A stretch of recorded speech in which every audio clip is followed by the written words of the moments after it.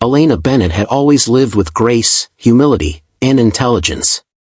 In her early 30s, she had earned the admiration of many, both for her striking beauty and for her unwavering sense of kindness. Raised in a quiet English town, she carried the gentleness of countryside life with the poise of a well-read woman.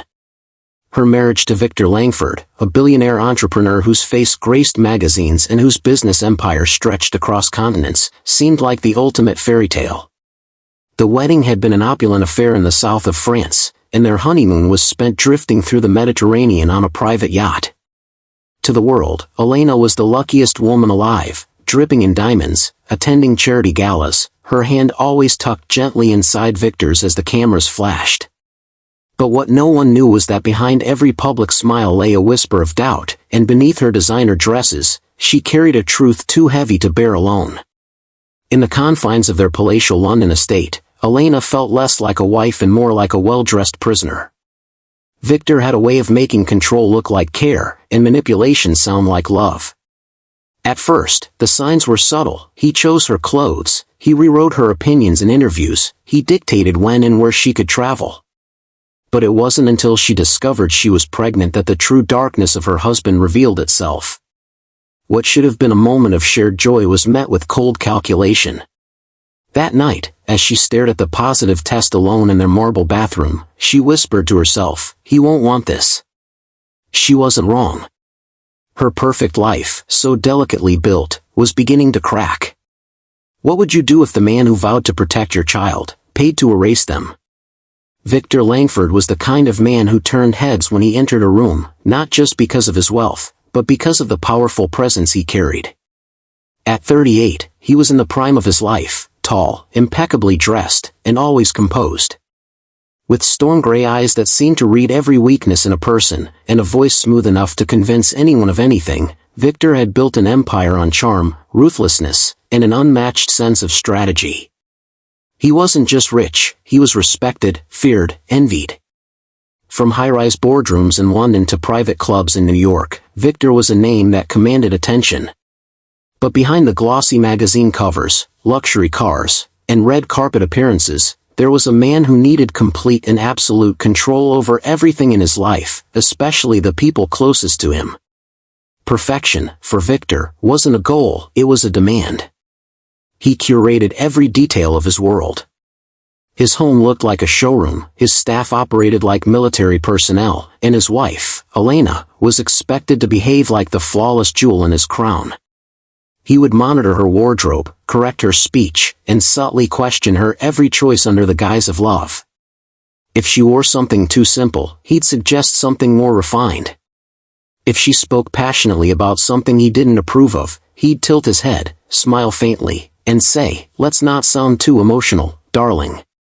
In public, he was the dream husband, attentive, generous, always seen holding her hand. But in private, he was a puppeteer, pulling strings with invisible threads, making Elena feel like she was never quite enough unless he approved of her entirely. Their marriage looked like something out of a romantic film, but to Elena, it felt more like a carefully crafted illusion. She was surrounded by beauty but starved of freedom. Every decision, every outing, even the tone of her laughter at social events, everything had to fit Victor's idea of perfection. She had once mistaken his intensity for passion, his direction for care. But the deeper she got into the marriage, the more she realized that Victor didn't want a partner, he wanted possession. And while the world saw a charming power couple gracing charity galas and luxury events, Elena knew the truth. Behind the luxury was a man who valued control more than love, and behind her smile was a woman quietly suffocating beneath his shadow. It was a quiet morning in early spring when Elena stood barefoot in their marble bathroom, clutching a small white stick in trembling hands. The two pink lines stared back at her, soft yet powerful, like a secret she'd been waiting years to hear. Her breath caught in her throat. For a moment, the silence around her seemed sacred. After 3 years of fertility appointments, failed treatments, and quiet nights spent praying for a miracle, it had finally happened. She was pregnant. Her hands instinctively cradled her still flat belly, her heart swelling with joy, disbelief, and something she hadn't felt in a long time, hope. The morning sun streamed through the floor-to-ceiling windows, wrapping her in a golden glow, as if the universe itself was blessing this moment. She had imagined telling Victor 1,000 different ways, maybe a wrapped gift, a handwritten note, or a romantic dinner. But she was too full of emotion to wait. She ran down the hall, barefoot, flushed, the test still clutched in her hand.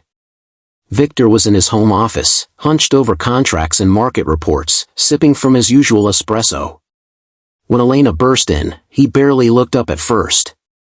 But the look on her face made him pause. "I have news," she whispered, breathless with joy. She held out the test like it was the most precious thing in the world.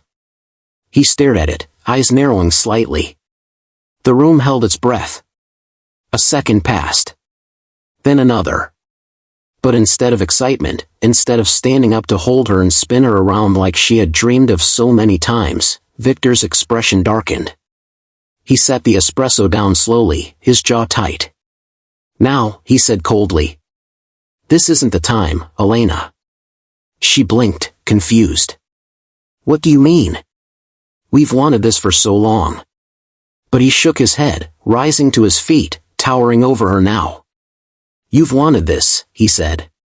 "We agreed to wait. You have your work with the foundation. We're traveling to Dubai next month. The new mansion is still under construction. And I have meetings that require your presence." His words felt like slaps, calculated, calm, brutal. "This will complicate everything. You need to think about our lifestyle, your career. We can't afford distractions right now." Her hands fell to her sides, the test slipping from her fingers onto the plush carpet. A silence hung between them. She had never felt so small. The child she had dreamed of, the life she had longed to grow within her, was being dismissed like a scheduling conflict. Victor stepped past her, already dialing someone on his phone, murmuring something about a private consultation. Elena remained frozen in place, heart pounding in her ears. She should have felt victorious, complete, glowing. But instead, she felt afraid. For the first time, truly afraid of the man she had married. What should have been the beginning of new life suddenly felt like the unraveling of her own. Victor Langford didn't waste time when he made a decision. 2 days after Elena told him she was pregnant, he was seated in a private suite inside a prestigious medical building tucked in the heart of London. The room was dimly lit, elegant, with soft jazz playing in the background, a place designed to feel nothing like a hospital. Sitting across from him was Dr. Charles Whitmore, a man in his late 50s with silver hair, a sharp suit, and a reputation that was as lucrative as it was controversial. Whitmore wasn't the type to advertise his services, but for the right price, and the right client, he was known to deliver results that didn't appear on public record. He had helped politicians clean up affairs, celebrities erase inconvenient mistakes, and now, he was facing a billionaire with a demand just as dark. Victor didn't smile as he laid the offer on the table. He didn't charm his way into the conversation. He simply slid a thick envelope across the table, nonchalantly, like it meant nothing, and spoke in that low, commanding voice that made men listen. "My wife is pregnant. I need you to make sure she believes she's not." Dr. Whitmore raised an eyebrow but didn't reach for the envelope just yet. "You're asking me to falsify a medical report? That's a dangerous game, Victor." Victor leaned forward, voice colder now. "You've played it before. I'm not asking for your opinion. I'm offering you an opportunity.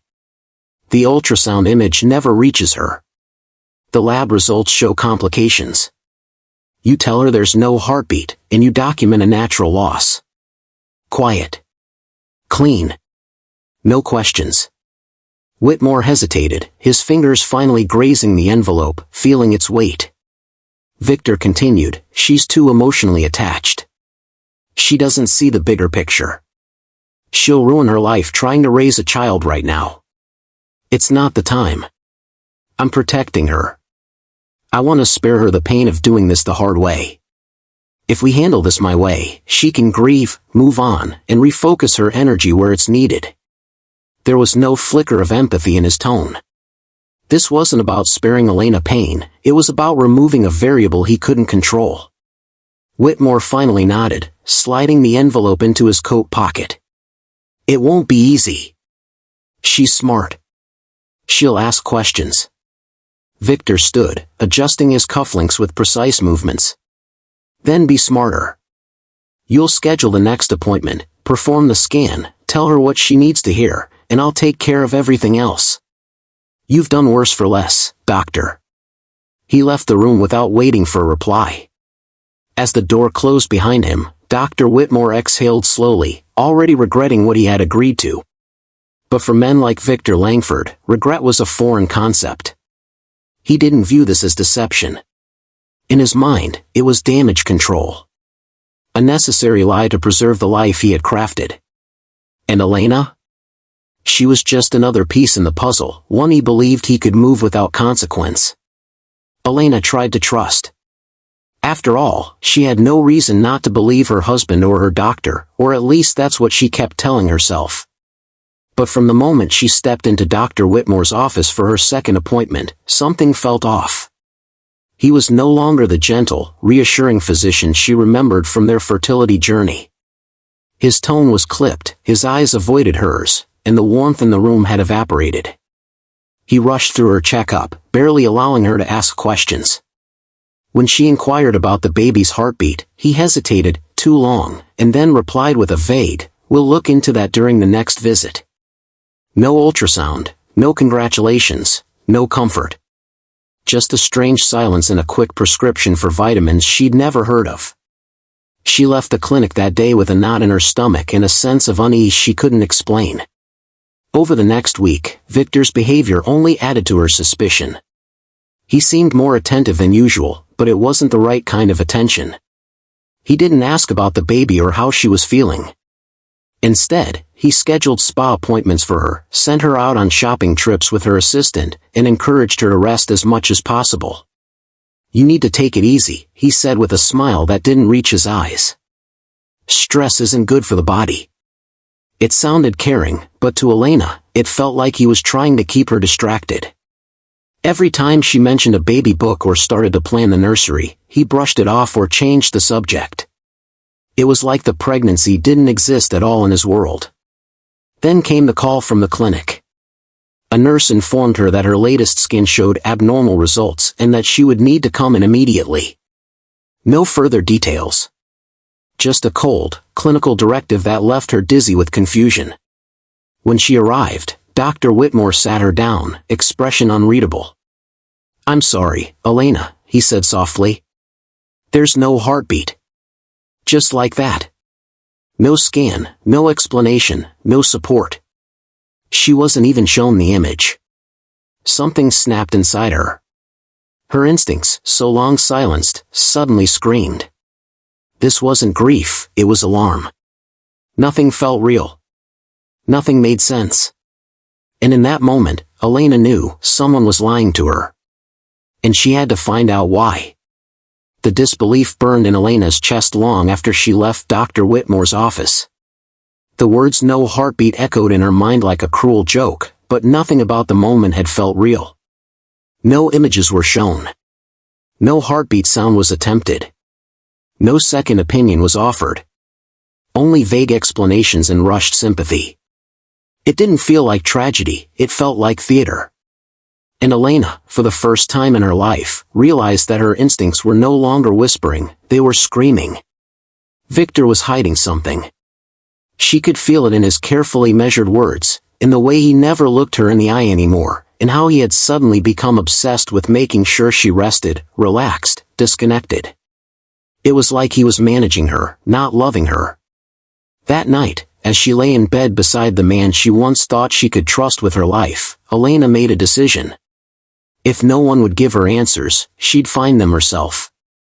The next morning, under the pretense of running errands, Elena visited an electronics store across the city, far enough away to be unnoticed. She bought 2 small audio recorders, one disguised as a USB stick, the other as a fashionable keychain. The first she tucked into the drawer of her bedside table, angled discreetly to capture any conversation in the room. The second she placed in her handbag, always close, always recording. She didn't yet know what she was looking for, just that something was deeply wrong, and whatever it was, Victor was at the center of it. It didn't take long for the first recording to confirm her worst fears. 3 nights later, while pretending to sleep, Elena heard Victor step into their bedroom and take a call. His voice was low but firm. She remained still, her heart pounding beneath the covers. "Yes," he said. "The report is done. Make sure she never sees that ultrasound. And destroy any images that were generated that day. She needs to believe it's over. No complications. Just natural loss." There was a pause. "Of course I'll handle the rest. She's emotional right now, she'll accept whatever we tell her. Just stay on script." Elena's breath caught in her throat.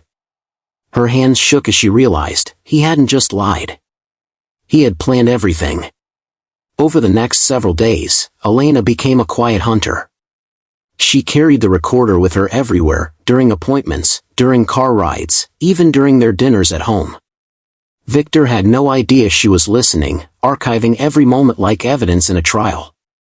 One afternoon, she met with Dr. Whitmore again, this time in Victor's presence. The conversation was short, but enough to break her completely. "It's for the best," the doctor said carefully, glancing at Victor for reassurance. "Emotionally, she's not prepared for this. We've minimized the trauma.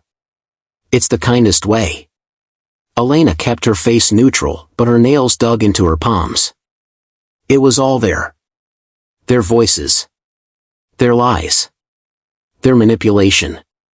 Each night, she listened to the recordings with growing horror. She cataloged the timestamps, backed up the files onto a private laptop, and began documenting everything in a hidden journal. Her world had shattered, but from the pieces, a new woman was beginning to emerge, one no longer afraid, no longer silent. Elena wasn't just gathering evidence. She was preparing for war. Victor thought she was broken. Dr. Whitmore thought she was gullible. But what they didn't know was that Elena Bennett was done playing the victim. And the truth? The truth was now hers to weaponize. Elena knew that if she wanted to win, she couldn't let Victor know she was aware. So she played her part with precision, tears, confusion, long silences, and hollow stares. She allowed herself to look broken. She let him comfort her, let him believe his plan had worked.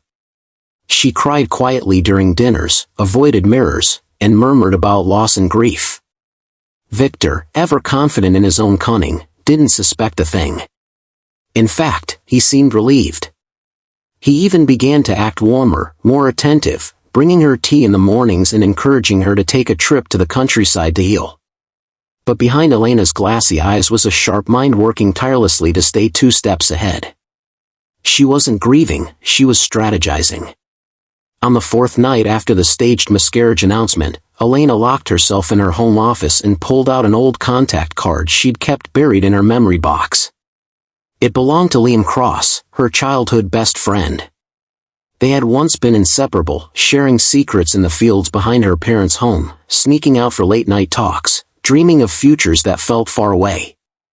Life had separated them over the years, but she knew Liam had become an investigative journalist, brilliant, relentless, and most importantly, trustworthy.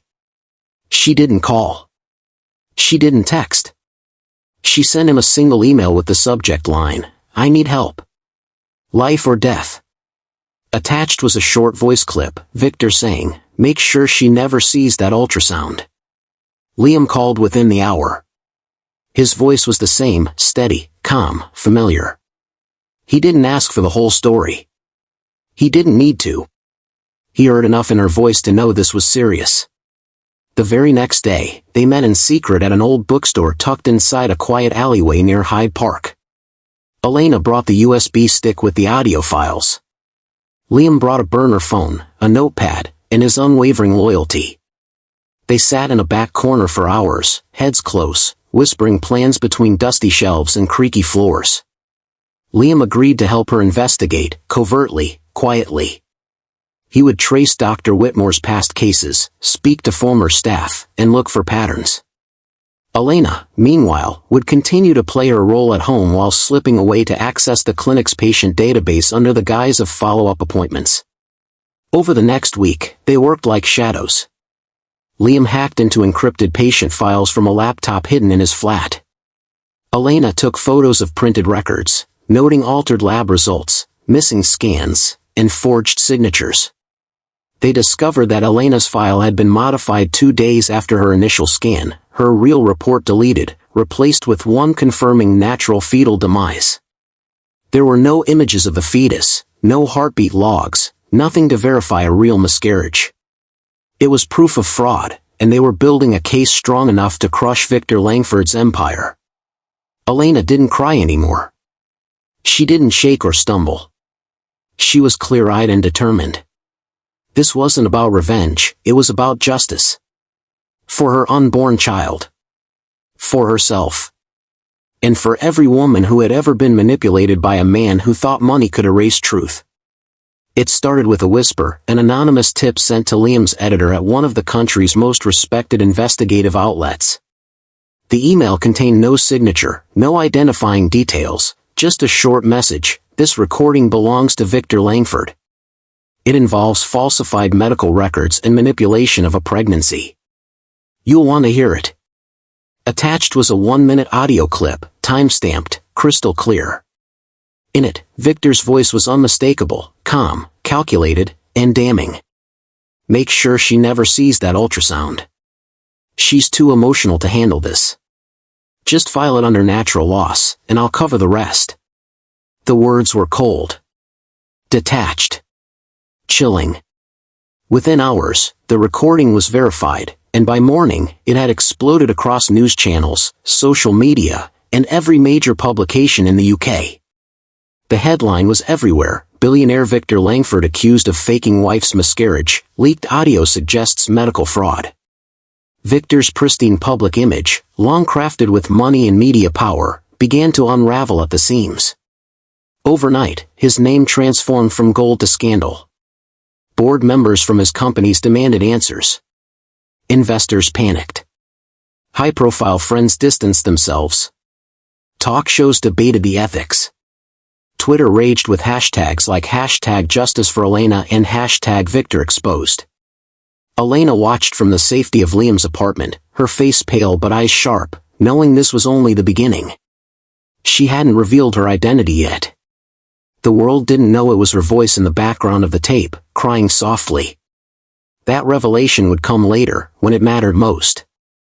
For now, the focus was on Victor and the monster behind his $1 million smile. Victor, predictably, went into damage control. He called emergency meetings with his PR team. Issued carefully worded statements. He denied everything. The audio is manipulated, he claimed. Taken out of context. Then came the personal attacks. He painted Elena as fragile, emotionally unstable, grieving too hard. "My wife suffered a terrible loss," he told reporters, feigning pain. "She's not well right now. She's confused, and people are taking advantage of her vulnerability." His voice cracked on cue. His jaw tensed in rehearsed frustration. But the world wasn't buying it. There was something too calculated about his defense, too smooth. And that recording? It didn't sound like a man trying to comfort his wife, it sounded like a man engineering a lie. Meanwhile, Elena and Liam continued gathering evidence, emails, medical logs, call records. They weren't just dismantling Victor's image, they were building a timeline, a web of decisions and lies that would hold up in court and crush any argument he tried to make. Every hour, more voices came forward, former employees, anonymous tips, even a nurse who remembered the day Elena's file was changed. Victor had underestimated her. He thought he had buried the truth under layers of wealth and influence. But what he didn't realize was that Elena Bennett wasn't broken. She was just getting started. And now the world was listening.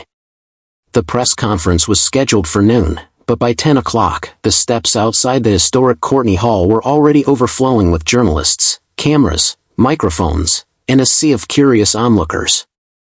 Rumors had circulated all morning, someone close to Victor Langford was about to speak. No one knew exactly who, or what would be said, but the buzz was undeniable. Police presence increased. News vans lined the street. Something big was coming, and the city held its breath. Then, as the clock struck 12, the heavy oak doors opened, and Elena Bennett stepped into the light.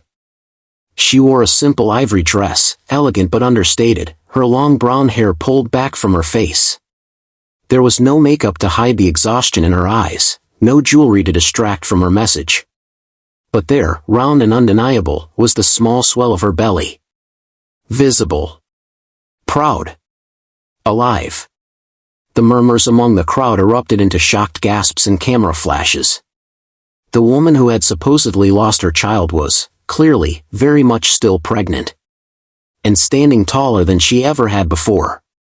Elena approached the podium slowly, a single sheet of paper in one hand, a small audio recorder in the other. She didn't smile. She didn't tremble. When she spoke, her voice was calm and unwavering. For weeks, the world has been told a story about a grieving wife who lost her child and couldn't handle the truth. That story was a lie. I am that wife. And my child is alive. What I'm about to share is not just my truth, it is the truth. She pressed play. Victor's voice filled the speakers, broadcast live across television stations and social media feeds. I'll pay whatever it takes. That baby can't be born. Falsify the records. Make it painless. She'll never know. The words were sharp, cold, irrefutable. The crowd reacted instantly, gasps, cries, even shouting. Reporters stood frozen, their questions forgotten. Elena let the recording finish, then looked into the sea of flashing cameras with clear eyes. My husband, Victor Langford, paid to fake a miscarriage. He conspired with medical professionals to erase my child. He called it damage control. I call it attempted harm. The eruption was immediate. Journalists flooded the microphones, shouting questions. The story spread like wildfire. Elena Bennett breaks silence. Baby is alive. Victor Langford exposed. In the chaos, Victor, watching from a secured conference room across town, reacted exactly as Elena had predicted. He panicked. His lawyers urged him to stay calm, to prepare a legal response. But Victor didn't wait. He left through the back of the building, tried to slip into an armored black SUV, and ordered his driver to head toward his private airstrip. But the police were already waiting. At the gates of the Langford estate, armed officers swarmed the vehicle. Victor resisted. For the first time in his life, someone told him no, and it was enforced with cold steel cuffs. He was arrested on charges of conspiracy to commit medical fraud, falsification of legal documents, abuse of power, and attempted harm. As he was led into custody, cameras caught the moment. No designer suit, no smirk, just a pale man surrounded by flashing lights, drowning in the reality he could no longer control. And Elena? She didn't watch his arrest on TV.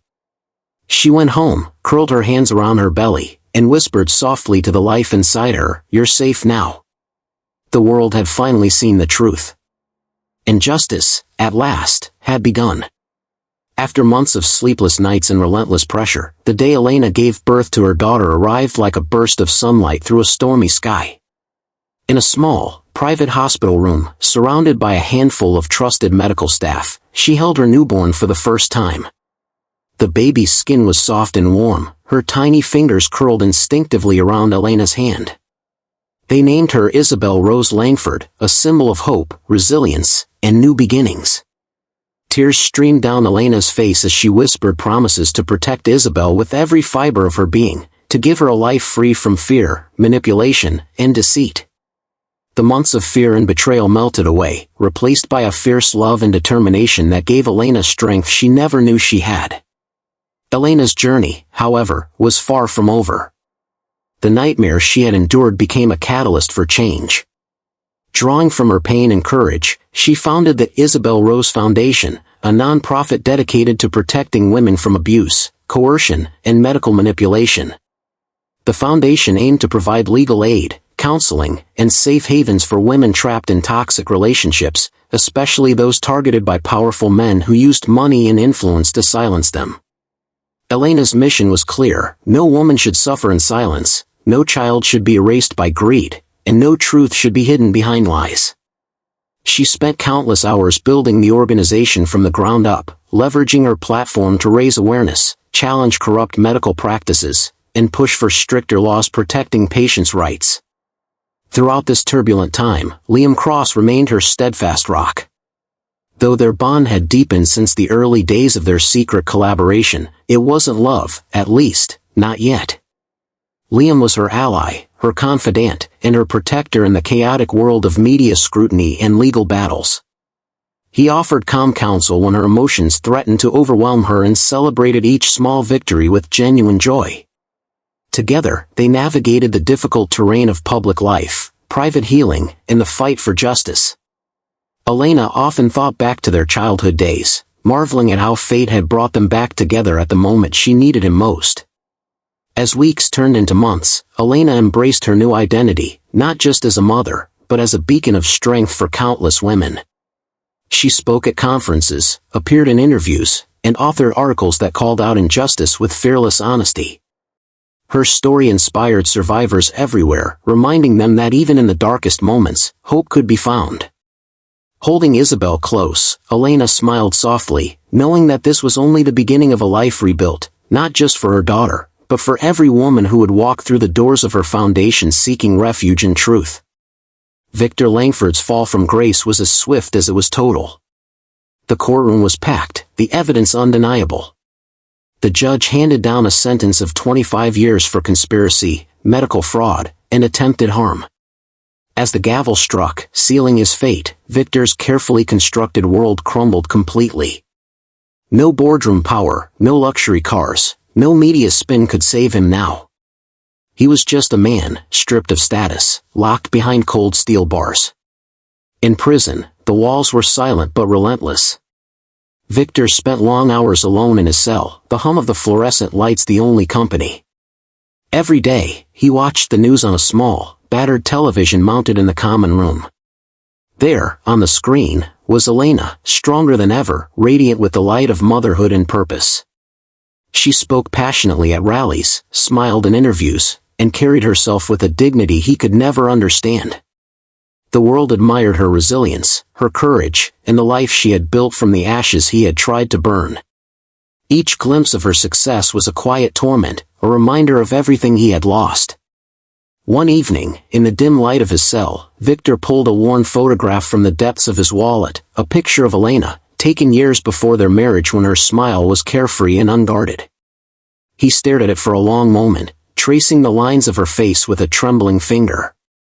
His voice barely rose above a whisper as he said, "She was always stronger than I thought." In that confession lay the bitter truth. He had underestimated her spirit, her will, and the power of a woman determined to protect her own. Behind bars, Victor was defeated, but Elena's story was only just beginning. 1 year had passed since the shocking revelations that rocked the Langford empire to its core. Elena Bennett's life had transformed in ways she had never imagined. The Isabel Rose Foundation she had established in her daughter's name had grown rapidly, becoming a sanctuary and beacon of hope for hundreds of women across the country. The foundation offered legal aid, emotional counseling, and safe housing for those who had suffered abuse, coercion, or medical malpractice. It had become a movement, a force challenging the silence that powerful men like Victor Langford once relied upon to keep their victims invisible. Elena traveled frequently, speaking at conferences, meeting survivors, and pushing for legislative reforms that would protect vulnerable women from similar betrayals. The foundation's impact was undeniable, and Elena's voice had become a rallying cry for justice and healing. Amid the whirlwind of activism and motherhood, Elena found the time to write her story, a memoir that peeled back the layers of pain, betrayal, and ultimately, triumph. Titled Betrayal in the Womb, the book quickly became a bestseller, resonating with readers around the world. Her words were raw and honest, capturing not only her personal journey but the broader struggle faced by countless women silenced by greed and manipulation. Through her book, Elena gave voice to those who had been too scared or unable to speak, shining light on dark corners of power and corruption that few dared to confront. The reception was overwhelming. Letters poured in from women thanking her for her bravery, from survivors who finally felt seen, and from advocates eager to join the fight. One crisp autumn afternoon, Elena walked through a quiet park in London, her daughter Isabel nestled securely in a stroller pushed by Liam Cross. The golden leaves danced in the breeze, and the late afternoon sun cast a warm glow on their faces. Liam, ever the steadfast friend and protector, smiled as he watched Elena laugh softly at something Isabel had done. Their friendship had deepened into something unspoken but strong, built on trust, respect, and shared battles. Here, away from flashing cameras and public scrutiny, they were simply two people who had endured hardship and found hope. Elena paused, looking down at her daughter's bright eyes, full of life and promise. She whispered, more to herself than anyone else, "They tried to silence me, but I gave my child a louder voice than ever." The words echoed in her heart, a testament to the power of resilience and truth. No matter the darkness she had faced, no matter the lies that tried to bury her, Elena Bennett had risen. She was no longer just a woman defined by betrayal, she was a mother, a warrior, and a beacon of change for generations to come.